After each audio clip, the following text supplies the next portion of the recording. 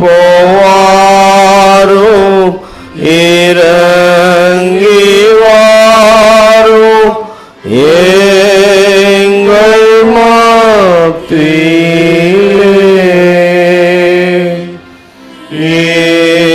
போவாரும் இறங்கி வாரும் எங்கள் மத்தியிலே.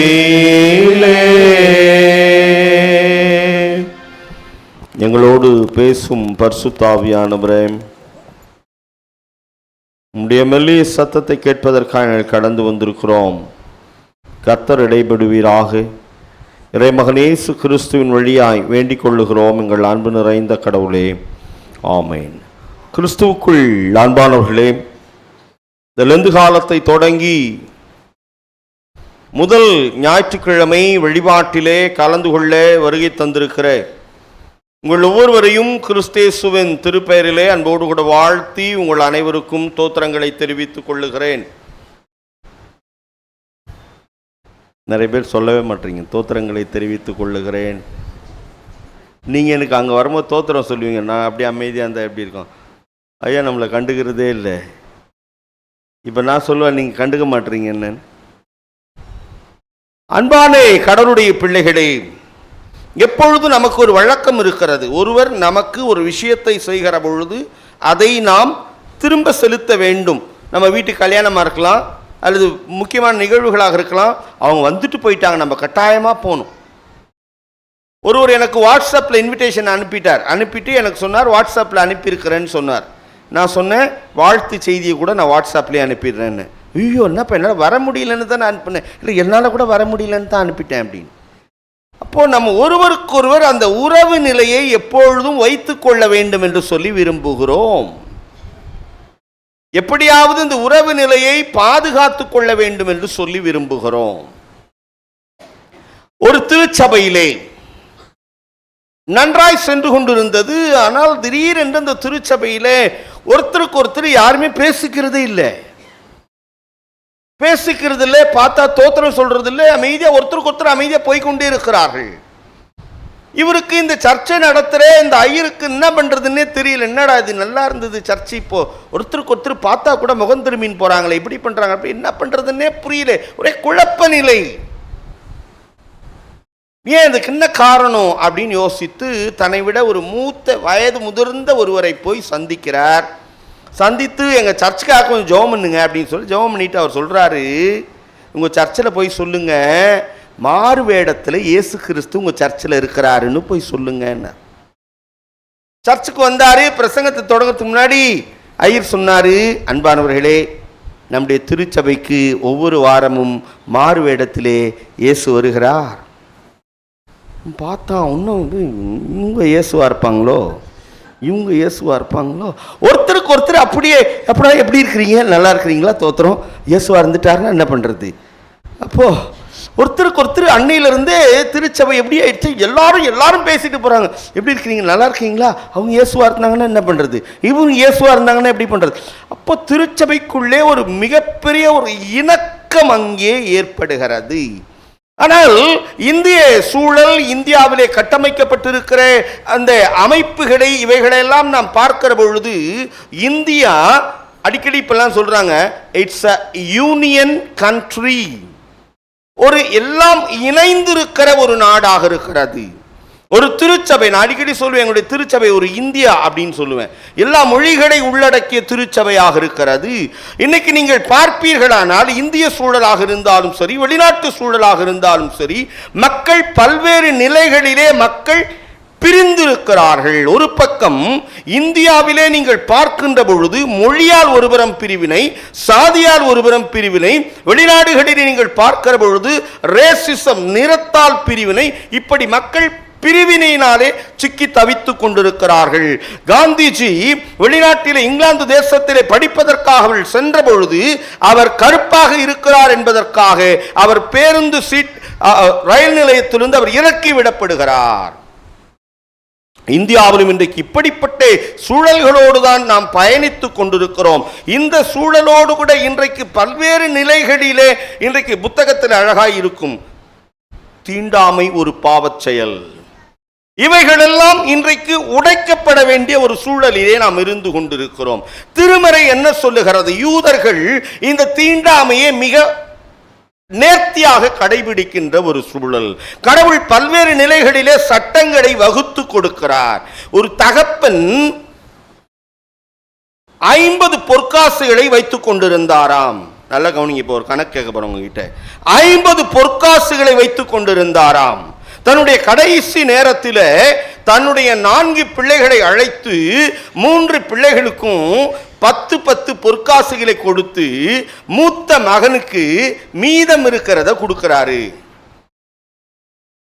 அப்ப அந்த மூத்த மகனுக்கு என்ன வரும்? எவ்வளவு வந்திருக்கும்? கணக்கு சொல்லணும்னா அதிகமா வரணும்னு சொல்லக்கூடாது. 10 மொத்தம் 50 பொற்காசுகள். 10 10 10. இதைத்தான் எல்லா மாணவர்களும் அந்த ஆசிரியர்கள் கேட்ட கேள்விக்கு எல்லா மாணவர்களும் சொன்னார்களாம், அவருக்கு 20 வரும் 30 வரும் வேலண்டி நம்ம சொல்றாங்க, நீங்க கண்டுபிடிச்சுங்க. அப்புறம் அவங்கள பார்த்து கேளுங்க. 3 பேருக்கு 10 10 போயிடுச்சுன்னா 50ல் பெரியவனுக்கு 30 வரும். அப்புறம் தனியா பார்த்து கேளுங்க. கேட்ட உடனே மாணவர்கள் எல்லாம் ஒன்று சேர்ந்து சொன்னாங்களாம் 20 வரும் அப்படின்னாங்களாம். ஒருத்த மட்டும் அமைதியாக உட்காந்து இருக்கிறான். அவர் கூப்பிட்டு கேட்டார், ஏன்டா நீ மட்டும் அமைதியாக இருக்கிற? இல்லை, அந்த அந்த அந்த 20 பொற்காசுகள் பெற்றுக்கொண்டாரே அவருக்கு என்ன வரும்னா பெருமை வரும், அகங்காரம் வரும், ஆணவம் வரும்.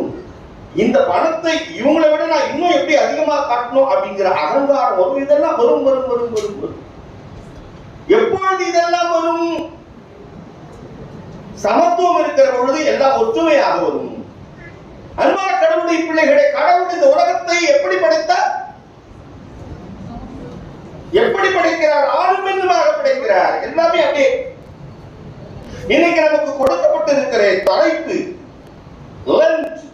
touching the untouchable, தீண்டத்தகாதவர்களை தொடுதல். ஒரு இடத்தை கேட்டபடி அவர் சொல்லுறாரு, இன்னைக்கு பணம் தான் தீண்டத்தகாததா இருக்குது. பணத்தை யார் போய் அதை யாரெல்லாம் அது பணம் வேண்டாம்னு சொல்றாங்களோ அவங்க தான் நல்லவங்க. பணத்தை பத்தி சொல்லுறாங்க. இங்க திருமறையிலே இன்றைக்கு நாம் பார்க்கின்ற திருமறை பகுதி 2 ராஜாக்களின் புத்தகம் 5ஆம் அதிகாரம் 1 முதல் 10 வரை வருகிற பகுதியிலே சடங்கை உடைக்கும் தொடுதல். எது சடங்கு? தீண்டாமை சடங்கு. இங்க நாம் கூர்ந்து கவனிக்கின்ற பொழுது 2 ராஜாக்களின் புத்தகம் 5ஆம் அதிகாரத்தினுடைய 1ஆம் வசனத்தை படியுங்கள்.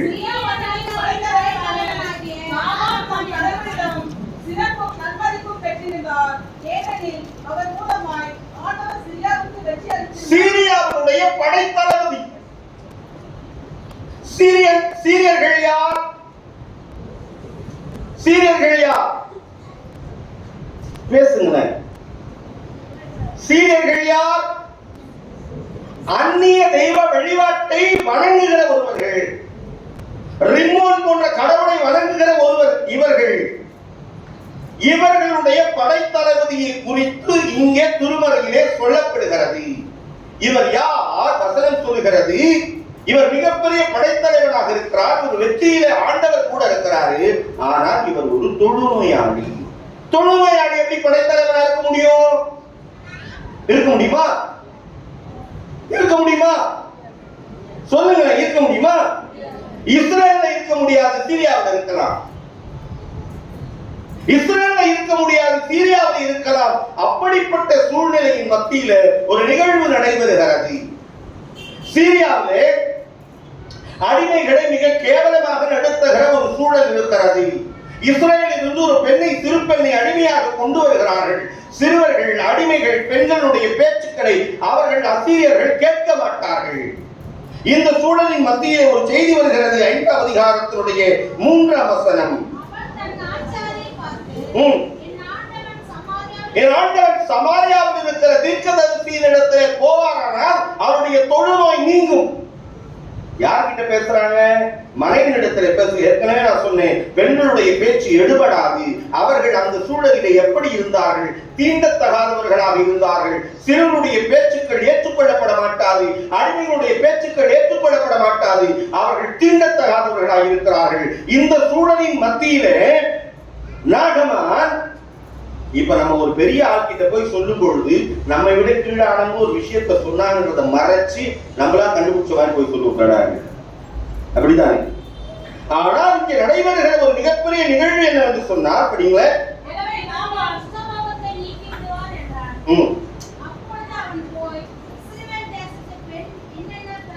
இஸ்ரவேல் தேசத்தினுடைய சிறுமி இன்னென்ன விதமா இப்படி எல்லாம் சொல்லி இருக்கிறார். யார்கிட்ட போய் சொல்றான்? ராஜாவினிடத்திலே போய் சொல்லுகிறான். மிகப்பெரிய ஒரு சடங்கை உடைக்கிற ஒரு நிகழ்வு, ஒரு தொடுகிற ஒரு நிகழ்வு இங்கே நடைபெறுகிறது.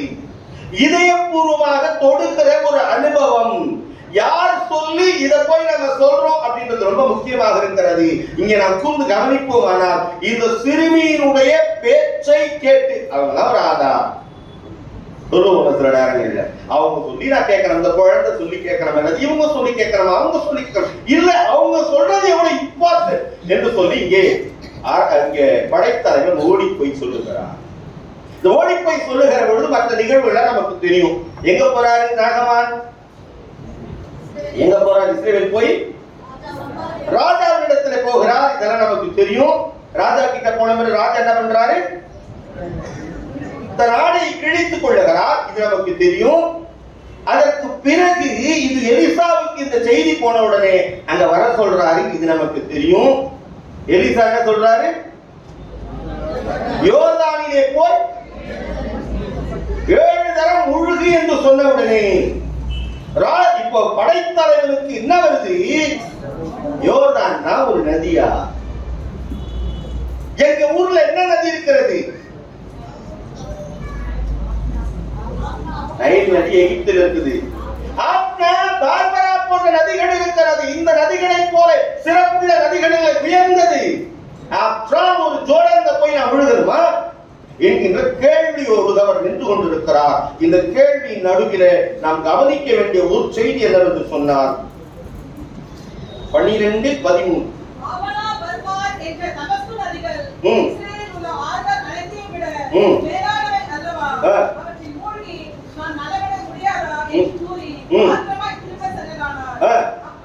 அப்பொழுது அவருடைய வேலைக்காரன் வந்து சொல்லுகிறான்,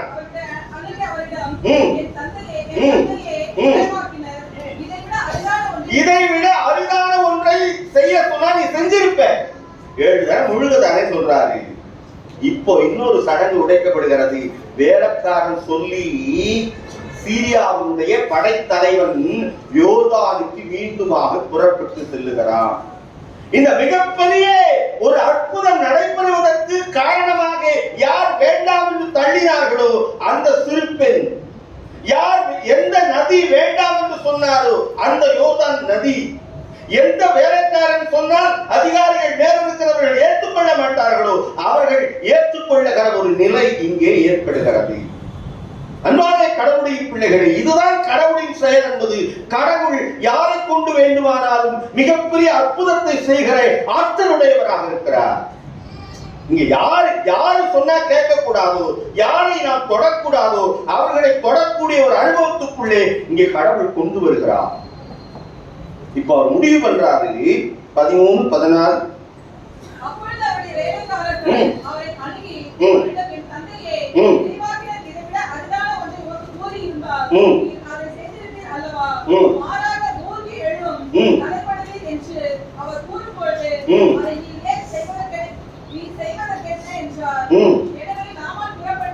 எனவே நாகமான் புறப்பட்டு சென்று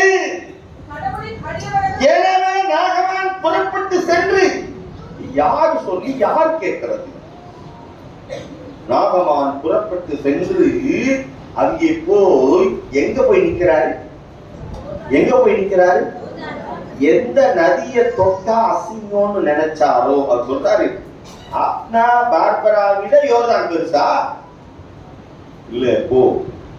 அங்கே போய் அந்த நதியிலே 7 தரம் முழுகின பிறகு இங்கதான் ஒரு மிகப்பெரிய ஒரு டச்சிங் நடைபெறுகிறது. நதியில் அற்புதம் இல்லை, நதிக்குள் இருந்து செயல்படுகிற என் ஆண்டவரின் ஆற்றல் அவரை தொடுகிறது. எந்த கடவுள் பெருசுன்னு நினைக்கிறாரு? ரிமோட் பெருசுன்னு நினைக்கிறாரு. இந்த கடவுள்லாம் சாதாரணமானவங்க, இந்த கடவுள்லாம் ரொம்ப கீழானவங்க அப்படின்னு நாகமான் நினைத்து கொண்டிருக்கிற சூழலிலே இந்த கீழான கடவுள் அந்த மிகப்பெரிய நாகமானை தொடுகிறார். மிகப்பெரிய தொடுதலின் அனுபவம் அந்த நதிக்குள்ளே நிகழ்கிறது. மிகப்பெரிய மாற்றுருவாக்கத்தின் செயல் அங்கே நடைபெறுகிறது.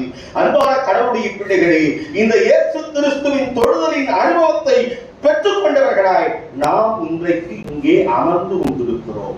ஒரு காலகட்டங்களிலே அன்டச்சபிள், அன்சீயபிளாக நாம் வாழ்ந்து கொண்டிருந்தோம். ஆனால் கடவுளுடைய மிஷனரிகளின் வழியாக மிகப்பெரிய தொடுதலின் அனுபவத்தை பெற்ற பிறகு இப்ப நாகமன் சொல்றாரு, உலகத்தில் இருக்கிற இந்த கடவுளை போல பெரிய கடவுள் யாருமே இல்லை. அன்பான கடவுளுடைய பிள்ளைகளே, நீங்கள் கூர்ந்து கவனிப்பீர்களானால் சடங்கை உடைக்கும் தொடுதல் அங்கே நடைபெறுகிறது. சடங்கோடு நாகமான் வருகிறார். இந்த சடங்கை உடைத்தெறிகிறார் கடவுள். ஒருவேளை இன்றைக்கும் இந்த கால நேரத்தில் பாரம்பரியம் பகட்டு என்கிற நிலையோடு நாம் அமர்ந்திருப்போமானால் இன்றைக்கு ஆண்டவர் அந்த சடங்கை உடைத்தெறிந்து என்னுடைய தொடுதலின் அனுபவத்தை நீங்கள் பெற்றுக் கொள்ளுங்கள் என்று சொல்லுகிறார். பாரம்பரியம் என்கின்ற நிலையிலே நாம் இருந்து கொண்டிருப்போமானால் இன்றைக்கு நீங்கள் உடைத்தெறியுங்கள் அந்த பாரம்பரியத்தை. அன்பான கடவுளுடைய பிள்ளைகளே, முதல்ல நம்ம பார்த்தோம் சடங்கை உடைக்கும் தொடுதல். இரண்டாவதாக சடங்கை மாற்றும் தொடுதல். அப்படியானால் மோசே கொடுத்த சட்டத்தின்படி எபிரேயர் புத்தகம் 13ஆம் அதிகாரத்தினுடைய 9ஆம் வசனத்தை படியுங்கள்.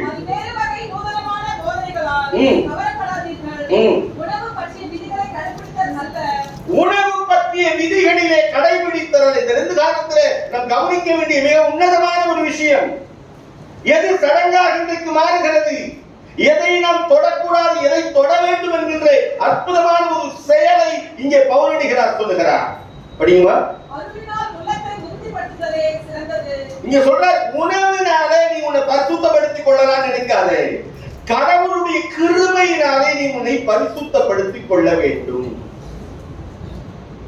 அன்பான கடவுளுடைய பிள்ளைகளே, உண்மையாம் உபவாசம் ஏது, உண்ணாமல் இருப்பதாது.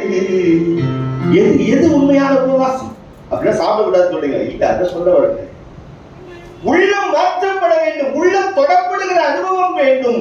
அன்பான கடவுளுடைய பிள்ளைகளே, வசனம் சொல்லுகிறது 13ஆம் அதிகாரத்தினுடைய 10ஆம் வசனம்.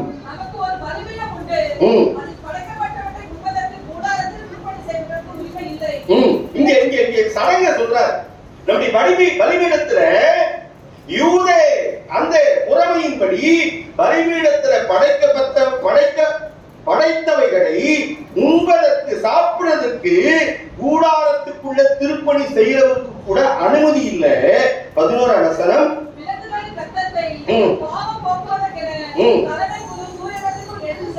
எதை எடுத்து சொல்றாரு? ரத்தத்தை எடுத்து சொல்றாரு. ஆனால் அதனுடைய உடலை பாளையத்தின் வெளியே சுட்டரிக்கப்படுகிறது. எதன் அடிப்படையிலே? லேவியராகமத்தினுடைய சட்டத்தின் அடிப்படையில். இதெல்லாம் பாரம்பரியம், இதெல்லாம் தீண்டத்தகாதது என்று சொல்லி அவர்கள் ஒதுக்கி வைத்து விடுகிறார்கள். ஆனால் இங்கே வசனம் சொல்லுகிறது 13ஆம் அதிகாரத்தினுடைய 12ஆம் வசனம், இதனால் தானே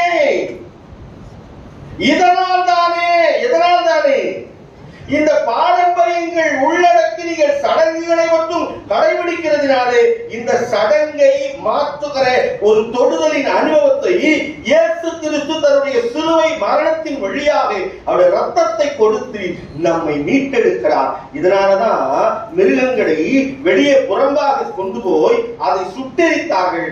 இப்ப இயேசு அவரே பாளையத்திற்கு வெளியே போய் மிருகங்கள் எங்க வரணும்? பலி செலுத்தப்படுவதற்காக தோட்டத்தை சிட்டிக்குள்ள வரணும். இயேசு எங்க போகிறார்? கொல்கதாவிற்கு போகிறார். தன்னை ஜீவபலியாக கொடுப்பதற்காக அவரே தன்னை பலியாக்கி கொண்டு 13ஆம் வசனம் சொல்கிறது,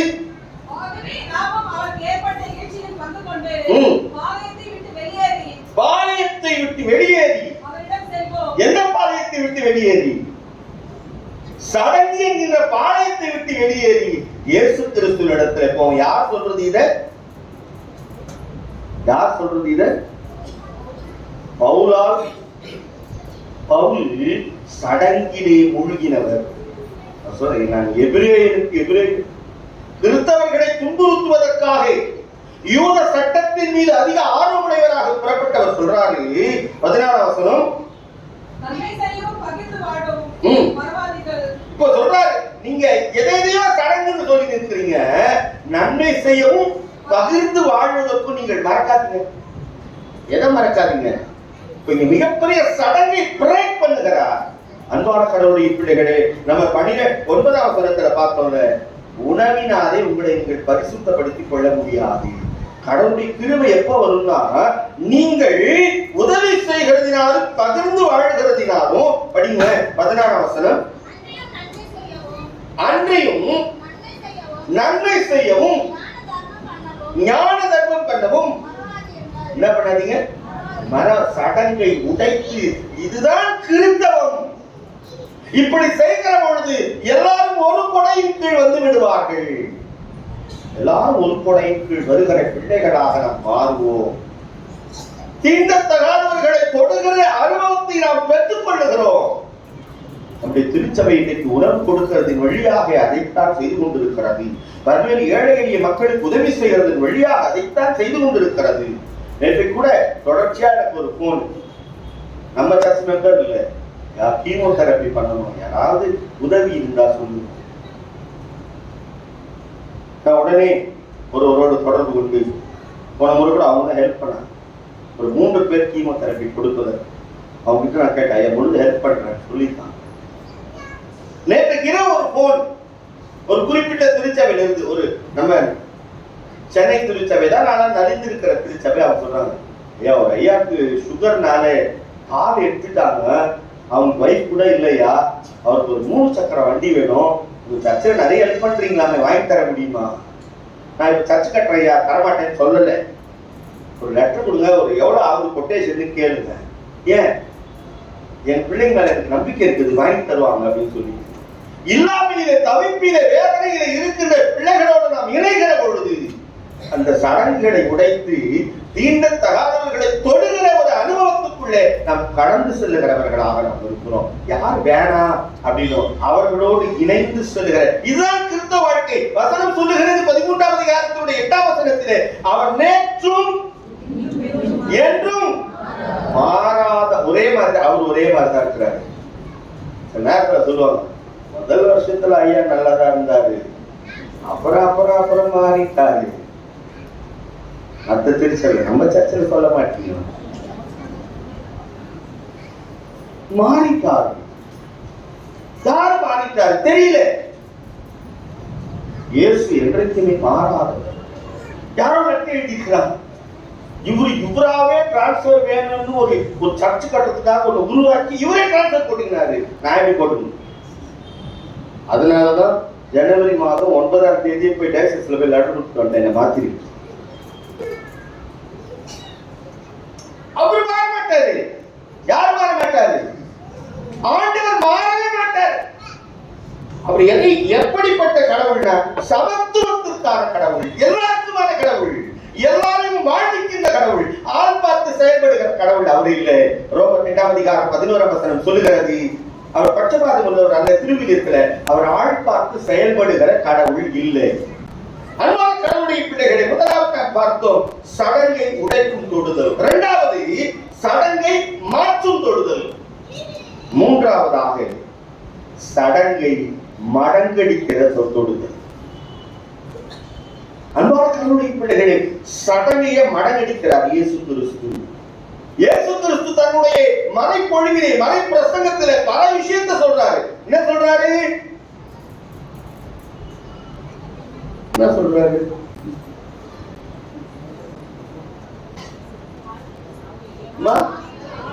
ஆவியிலே எளிமை உள்ளவர்கள் பாக்கியவான்கள், பரலோகராஜ்யம் அவர்களுடையது. சொல்லுங்க அப்புறம். துயரப்படுகிறவர்கள் பாக்கியவான்கள், பரலோகராஜ்யம் அவர்களுடையது. அவர்கள் ஆறுதல் அடைவார்கள். ஆண்கள்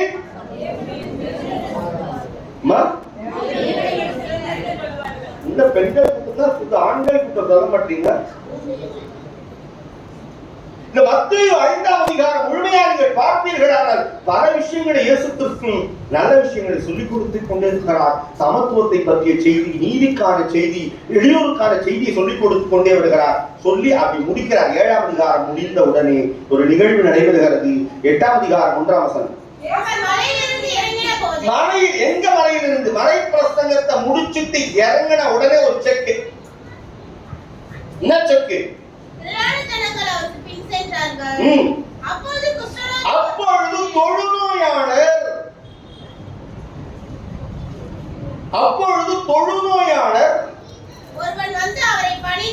நீங்க யாரும் நேரடியா இந்த மாதிரி நோயில் இருப்பவரை குஷ்டரோகி அப்படின்னு சொல்லக்கூடாது. பார்வையற்றவர் என்ன சொல்லக்கூடாது? குருடன் சொல்ல. தொழுநோயாளர் ஒருவர் இயேசுவினிடத்திலே வந்து அவர் கேட்கிறார். என்ன கேட்கிறாரு? உமக்கு விருப்பமானால் என்னை சுகமா, உமக்கு சித்தமானால், உமக்கு விருப்பமானால். ஏன் அம்மா? ஐயா நம்ம அம்மா, நான் அவங்களே பேசுறேன். ஐயா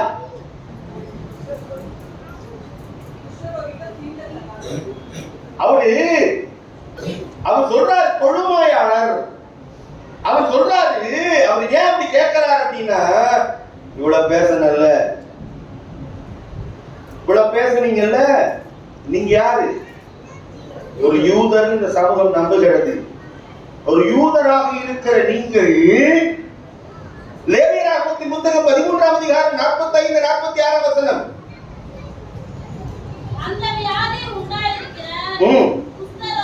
தொழுநோயாளர் வெரி குட்.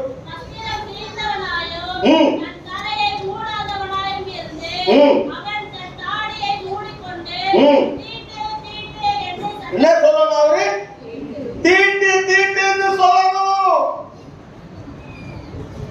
தொழுநோயாளர்களுக்கான சட்ட வரையறை 13ஆம் அதிகாரத்திலும், அவர்கள் நலம் பெற்ற பிறகு என்ன செய்தி என்பது 14ஆம் அதிகாரத்திலும் மிக தெளிவா இருக்கும். இதுக்குள்ள இருக்கிற நீங்க கேன் யூ பிரேக் கேட்கிறார். உன்னால முடியுமா? உடைக்க முடியுமா? இந்த 2 காலங்கள் உடைக்க முடியாதவைகளை நம் உள்ளத்துல உடைக்க பெறுகிற ஒரு அனுபவம் நமக்குள்ளே கடந்து வர வேண்டும். இவ்வளவு நாள் நான் இப்படி இருந்த இந்த சடங்குக்குள்ள இன்னைக்கு உடைங்க, உடைச்சிட்டு வெளியே வாங்க. உடைக்க முடியாதவற்றை உடைத்தெறிகிற ஒரு நாட்கள் தான் இந்த 2 நாட்கள். யார் மீது அன்பு செலுத்த முடியாத அவர்கள் மீது அன்பு செலுத்துகிற காலங்கள் தான் இந்த காலங்கள். எப்படி அன்பு செலுத்தணும் இயேசு சொல்லிக் கொடுக்கிறாரு. உன்னை நேசிக்கிறதை போல அவரை நேசி, அந்த அம்மாவை நேசி, அந்த ஐயாவை நேசி. இப்போ இங்க இயேசு கிறிஸ்து அவங்க கேட்கிறாரு, உமக்கு விருப்பமானால் என்னை சுத்தப்படுத்தியா? நல்லா நல்லா இவ்வளவு பேசியிருக்கல. அன்பான கடவுளுடைய பிள்ளைகளை, குஷ்டரோகி அவனை கையினால் கூசாமல் தொட்டாரம்மா. அதான் ஆண்டவர். என்ன வசனம் என்ன இருக்குது? பார்க்கவே கூடாது. அவன் தூரம் இருந்து தீட்டு தீக்குன்னு கத்தனமா, பக்கம் வர வைக்கிறார். பக்கம் வர வச்சு, குஷ்டரோகி அவனை கையினால் கூசாமல் தொட்டாரம்மா. இதான் இயேசு. கஷ்டப்படுவோரை கண்டதுமே கண்ணீர் வடித்தாரம்மா. இயேசு என்றதுமே ஏன் இன்பம் கறக்குதுன்னா, அவர் இன்பமானவர், எல்லாரையும் அழைத்து செல்லுகிற ஆண்டவர். அன்பான கடவுளுடைய பிள்ளைகளை, இந்த வசனம் அழகாக சொல்லுகிறது. 8ஆம் அதிகாரத்தினுடைய 3ஆம் வசனத்தை இயேசு தமது கையை நீட்டி யாரை தொட்டு? தொழுநோயாளரை. உண்மையாவே நான் சொல்றேன், உண்மையாவே அப்படிப்பட்ட யாரோ ஒருத்தர் நம்ம டச் பண்ணிருக்காங்க. அந்த வார்த்தை சொல்லும் போது அப்படியே எரியும். நான் பல ஆண்டுகளுக்கு முன்னதாக ஒரு யூத் மீட்டிங், யூத் கான்ஃபரன்ஸ் போயிருந்தேன். அப்போ அந்த காலகட்டங்கள்ல எய்ட்ஸ் நோய் மிக பயங்கரமாய் பரவி கொண்டிருக்கிற காலகட்டம். அப்போ எய்ட்ஸ் நோய் உடைய ஒருவரை அங்கு அழைச்சிருக்கிறாங்க பேசுறதுக்காக, அவருடைய அனுபவத்தை ஷேர் பண்றதுக்காக. எப்படி வந்துச்சு இந்த மாதிரியான முறையிலே, நான் எந்த தவறும் செய்யல ஆனா எனக்கு வந்துருச்சு அப்படின்னு சொல்றாங்க. சொல்லிட்ட பிறகு அவங்க என்ன பண்றாங்க, அவங்களுக்கு ஒரு காஃபி தராங்க. காஃபி கொடுத்துட்டு அந்த டம்ளரை வைக்கிறாங்க. அப்போ ஒரு யூத் பையன் வாங்கிட்டு போனான். வாங்கினவன் எனக்கு ஷாக், எல்லாமே ஷாக் ஆயிட்டாங்க. கட்சியை பிடிச்சி அதை வாங்கிட்டான். அவங்கெல்லாம் பாவிகள். அந்த அம்மாவுடைய மனசு எப்படி இருக்கும் அந்த நேரத்துல? இயேசு யாரும் பிறந்தனுகிறவர்கள், இயேசு தொட்டு. வசனம் அப்படித்தான் சொல்லுகிறது. முடிக்க போறேன். 3ஆம் வசனம், எனக்கு சித்தம் உண்டு, எனக்கு சித்தம் உண்டு, சுத்தமாக. எப்படி சொல்றாரு? எப்படி சொல்றாரு? சடங்கை மடங்கடித்து தொடுகிற ஆண்டவர். இன்றைக்கு ஒருவேளை எப்படிப்பட்ட சூழலோடு நீங்கள் கடந்து வந்திருந்தாலும் அந்த தொடுதலின் அனுபவத்தை ஆண்டவர் உங்களுக்கு கொடுக்கிறவராக இருக்கிறார். அப்பொழுது அவர் சுத்தமானார். அன்பான கடவுளுடைய பிள்ளைகளே, தண்ணீருக்குள்ளே ஒரு தொடுகிற அனுபவத்தை ஆண்டவர் தருகிறார். அவருடைய பரிசுத்த ரத்தத்தினாலும் கிருபையினாலும் தொடுகிற அனுபவத்தை தருகிறார். தன்னுடைய கரங்களினாலே இன்றைக்கு தொடுதலின் அனுபவத்தை கொடுத்து, யாரெல்லாம் பாளையத்திற்கு புறம்பானவர்களாக இருந்தார்களோ அவரே பாளையத்திற்கு புறம்பாக்கப்பட்டு தன்னுடைய ரத்தத்தை கொடுத்து சிலுவை மரத்தில மீட்பின் அனுபவத்தை கொடுத்திருக்கிறார். பெண்களை கூடிய ஆண்டவரை நோக்கி பார்ப்போம். நீங்களோடு பேசிக் கொண்டிருக்கிற அன்பாண்டவரே, தர்மையான நாளின் காலை விலைக்காக நன்றி சொல்கிறோம். எங்களோடு கூட கர்த்தர் பேசிக் கொண்டிருக்கிறதற்காக நன்றி. தொடுதலின் அனுபவத்தை வழியாக நாங்கள் இன்றைக்கு பெற்றுக்கொள்கிறதற்காக நன்றி. ஒருவேளை எங்களுக்குள்ளே சடங்குகள் இருக்குமானால் கர்த்தரத்தை உடைக்கிறார். நாங்கள் ஒரு குடும்பத்தின் பிள்ளைகளாக எப்பொழுதுமே கருத்தார். இயேசு கிறிஸ்து வழியாக வேண்டிக் கொள்ளுகிறோம் அன்பின் கடவுளே. ஆமென்.